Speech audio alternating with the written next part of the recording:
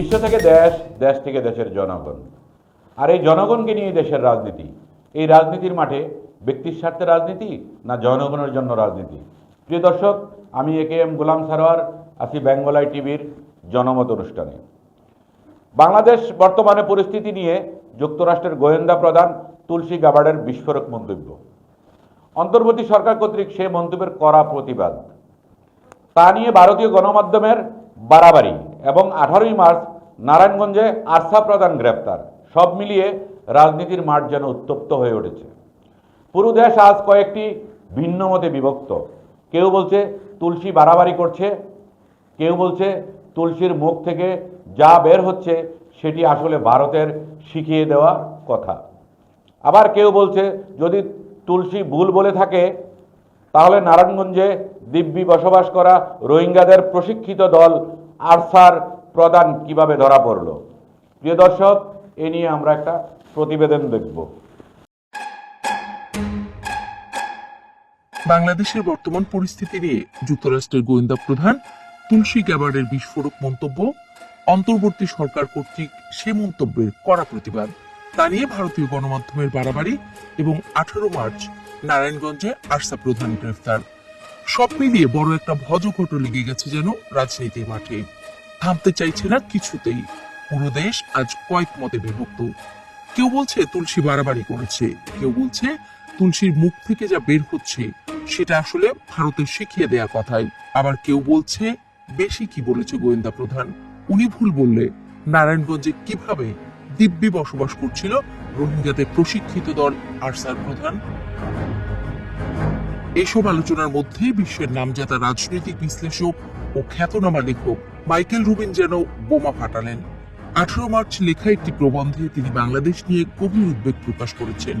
American enterprise ইনস্টিটিউটের senior fellow এবং মধ্যপ্রাচ্য ও সন্ত্রাসবাদ বিষয়ে বিশেষজ্ঞ হিসেবে পরিচিত রুবিন ওয়াশিংটন এক্সামিনারে প্রকাশিত তার লেখায় প্রশ্ন তুলেছেন, বাংলাদেশ কি ইসলামী সন্ত্রাসীদের জন্য একটি নিরাপদ আশ্রয়স্থল এবং ইসলামপন্থী রাজনৈতিক কাঠামোতে পরিণত হচ্ছে?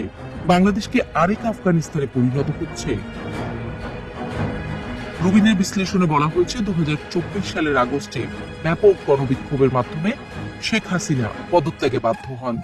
তিনি উল্লেখ করেন, শেখ হাসিনার পতনের পর হেফাজতে ইসলামের মতো সংগঠনের সমর্থনে কেফায়েতি মজলিস, আল্লাহর দল এবং আহলে হাদিস আন্দোলন বাংলাদেশের মতো দলগুলো ইসলামিক আইনের প্রতিষ্ঠার লক্ষ্যে কাজ করছে, যারা খিলাফতে বিশ্বাস করে। তাছাড়া জিএমবি সহ বেশ কিছু দল বাংলাদেশ ও ভারতে আক্রমণ করার প্রস্তুতি নিচ্ছে।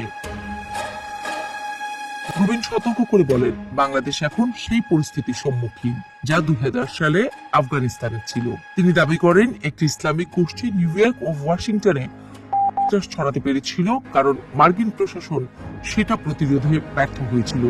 তেমনি বাংলাদেশের বর্তমান পরিস্থিতির দিকে নজর না দিলে ভবিষ্যতে সন্ত্রাসবাদীদের জন্য একটি নতুন কেন্দ্র হয়ে উঠতে পারে।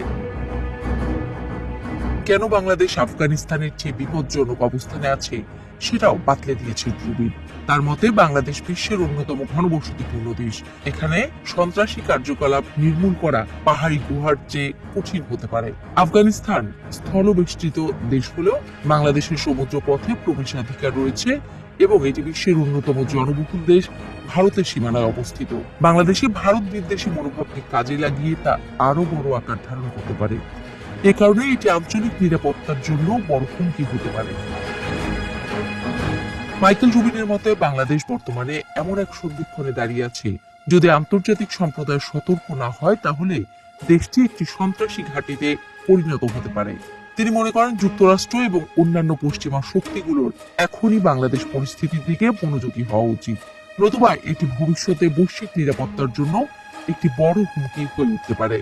প্রবন্ধে তিনি ইউনূস সরকারের বেশ সমালোচনাও করেছেন এবং সূক্ষ্মভাবে প্রশংসা করেছেন শেখ হাসিনার।